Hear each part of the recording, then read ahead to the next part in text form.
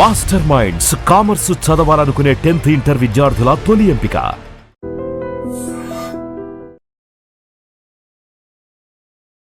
నమస్కారం, welcome to I dream. ధర్మ మార్గం విత్ విజిత కార్యక్రమానికి స్వాగతం.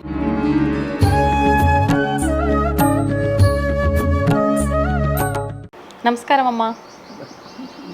అమ్మ, ఇంట్లో నిత్య దీపారాధన చేసినప్పటికీ ఖచ్చితంగా ఆలయానికి వెళ్ళాలి అని చెప్పి అంటూ ఉంటారు. అసలు ఆలయానికి ఎందుకు వెళ్ళాలి, దాని గురించి వివరించండి.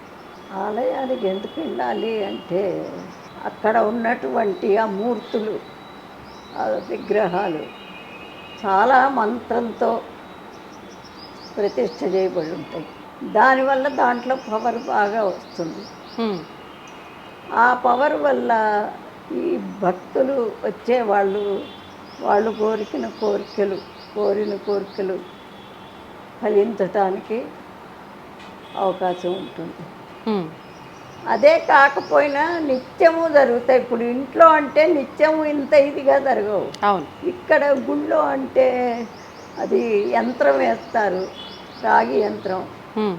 ఆ యంత్రాన్ని 11 రోజులు అధివాసాలని చేస్తారు. అధివాసం అంటే పాలతో పెరుగులో అంటే కంప్లీట్ ముంచేస్తారు దాన్ని. పాలతో పెరుగుతో తేనె, నెయ్యి, పంచదార, తర్వాత ధాన్యము, పూలు,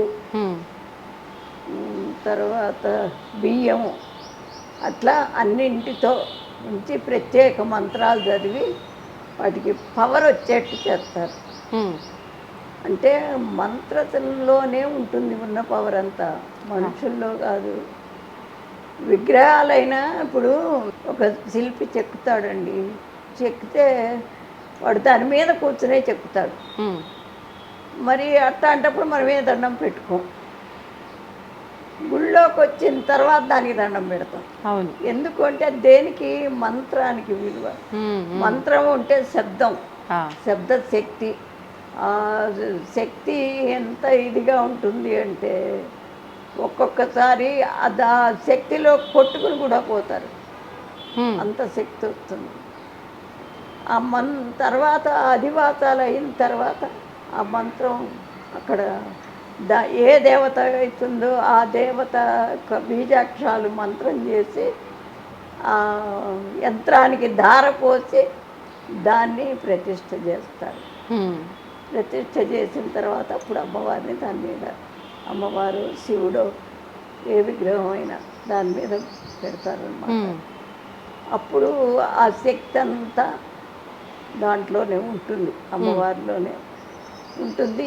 ఈ వచ్చేవాళ్ళు, గుడికి వచ్చేవాళ్ళు ఎంతో శుభ్రతగా వస్తారు.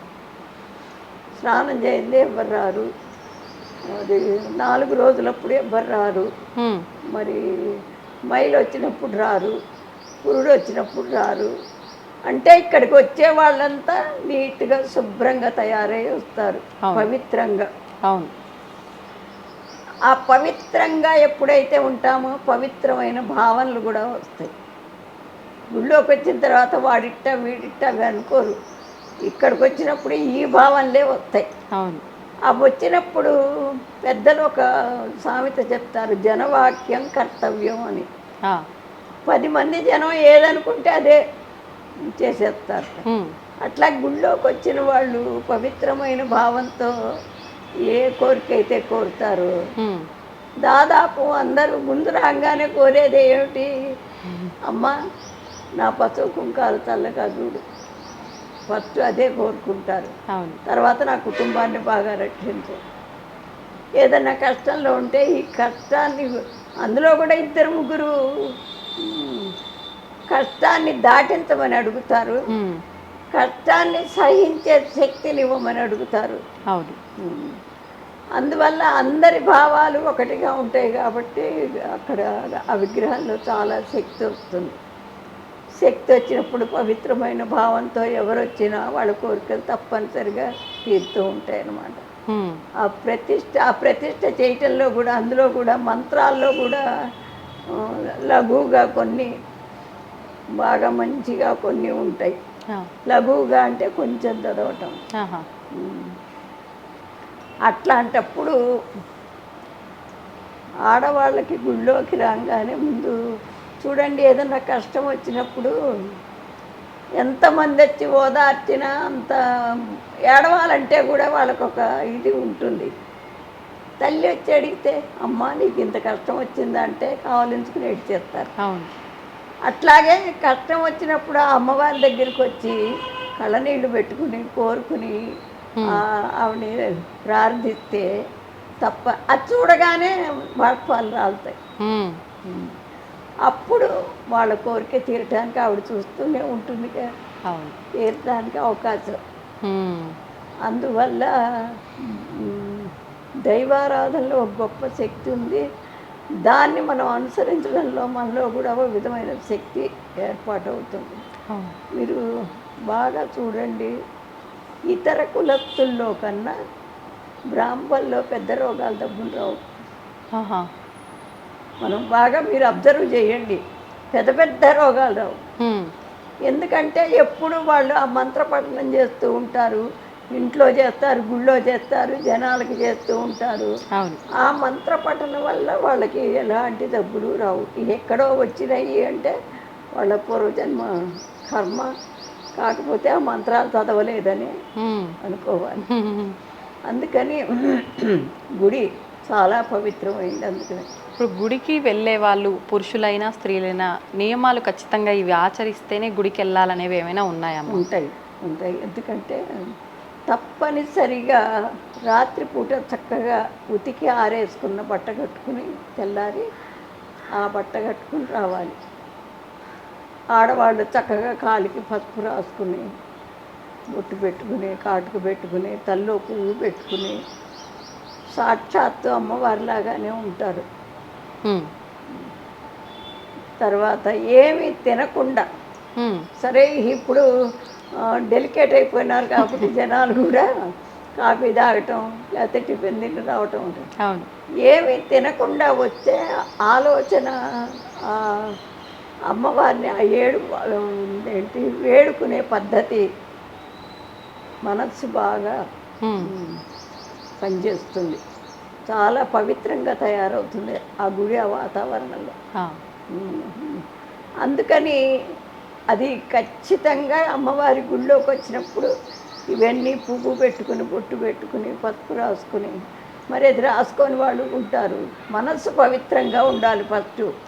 మనస్సు పవిత్రమైనప్పుడు ఆలోచనలు కూడా పవిత్రంగానే వస్తాయి. అట్లా వచ్చి తర్వాత ప్రదక్షిణం చెయ్యాలి. ఫస్ట్ రాగానే అక్కడ ఉన్నటువంటి కుంకుమ పెట్టుకుని అమ్మవారి నామం ఏదన్నా తలుచుకుంటూ ప్రదక్షిణం. అమ్మవారికి పంచయజ్ఞప్రియ పంచప్రేత మంజాదిశాయి నేను అంటే ఆవిడకి 5వ సంఖ్య అంటే చాలా ఇష్టం. 5 ప్రదక్షిణాలు చెయ్యాలి.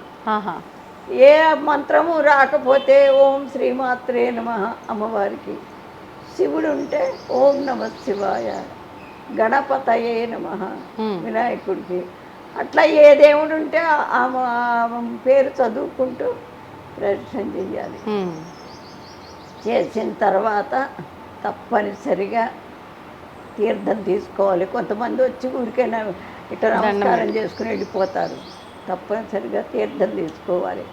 ఆ తీర్థం కూడా నుంచుని తీసుకోకూడదు, చేతిలో వేసుకుని ఇట్లా కిందకు వంగి తీసుకోవాలి. ప్రసాదం ఏదన్నా పెట్టినా మనం ఒక్కడమే కాదు, కొంచెం నోట్లో వేసుకుని వెళితే ఎవరి చేతిలో అయినా పెట్టచ్చు. మనము చెయ్యగలిగిన పనులు కూడా చేయట్లేదండి. అవును. ఇప్పుడు ఇంటికి ఎవరైనా ఒక ఆడ మనిషి వస్తారు, ముత్తైదు, బొట్టు పెట్టచ్చు వెళ్ళేటప్పుడు. అట్టా ఇదేం లేదు, ఆ మాట్లాడినంతసేపు మాట్లాడితే ఆవిడదవని ఆవిడేటో ఈవిడదవని ఈవిడ రావటం. నిజం. ఇట్లాంటివి కొన్ని చేస్తే మనకి కూడా అప్పుడు ఏమవుతుందంటే బొట్టు పెట్టగానే అవతల మనిషి చాలా సంతోషపడు. ఆడవాళ్ళకి ముందు అదే కదా. అవును. ఆ భావన మంచిగా వస్తుంది ఆవిడకి కూడా. ఆ మనస్సుని కరెక్ట్ అయిన పొజిషన్లో పెట్టుకోవాలంటే ఇట్లాంటివే చిన్నవి.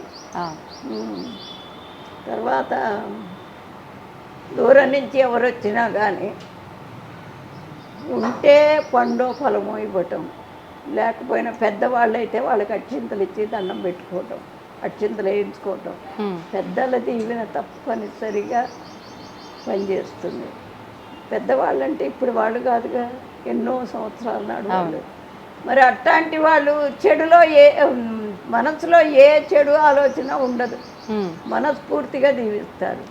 అది తప్పనిసరిగా మనకి ఫలిస్తుంది. అదే గుళ్ళో అట్లా గుళ్ళో చేయొచ్చు, తర్వాత పంతులు గారి చేత దీవెన తీసుకోవచ్చు. అయితే ఏమిటంటే గుళ్ళోకి వచ్చిన తర్వాత పంతులు గారి కాళ్ళకి దండం పెట్టకూడదమ్మా. అమ్మవారు అక్కడ ఉండగా పెట్టకూడదు, బయటికి ఏటన్నా వస్తే పెట్టుకోవచ్చు. కానీ అదొకటి. ఒక గుళ్ళోకి వచ్చి ఆ బలాని గుళ్ళోనే చాలా బాగుంది అది అని అట్లా పొగడకూడదు. ఎక్కడైనా అమ్మవారే. అలంకారం చేయటంలో కొంతమంది పెద్దగా చేయలేరు, కొంతమంది చేస్తారు, అంతే. అది కంపారిజన్ పనికిరాదు అక్కడ. ఇంటికి వెళ్ళిపోయేప్పుడు ప్రతిరోజు ఎప్పుడైతే ఇట్లా గుళ్ళోకి వస్తారో క్రమశిక్షణ ఏర్పాటు అవుతుంది. ఎన్నింటికి లేవాలి, గుళ్ళోకి వెళ్ళి రావాలి, కొంచెం ముందుగా లేవాలి, స్నానం చెయ్యాలి. ఇప్పుడు స్నానాలు లేవు, కోనాలు లేవు, లేవటం ఆలస్యం, బ్రష్ నోట్లో పెట్టుకుని అన్నం పొయ్యి మీద పెడతారు. అవును, అది సంగతి. అంటే ఇక ఎవరికి ఎట్లా వీలుంటే అట్లా చేసుకుంటున్నారే తప్ప ఇది సిస్టమ్ ఇలా ఉండాలి అనేది మర్చిపోతున్నారు. అదే ఈ దైవారాధనకి ముఖ్యం. అట్లా చేసినప్పుడు క్రమశిక్షణగా వస్తుంది. ఇప్పుడు నాకు ఎంత ఏజ్, ఖచ్చితంగా నేను 5ంటికి నా పని అంతా పూర్తి చేసుకుని వచ్చేస్తాను బయటికి. వచ్చేసి ముందు కాసేపు ధ్యానంలో కూర్చుంటాను 6 దాకా.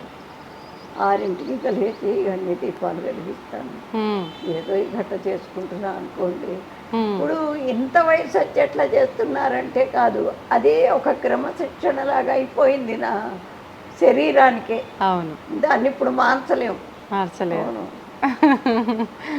అవును.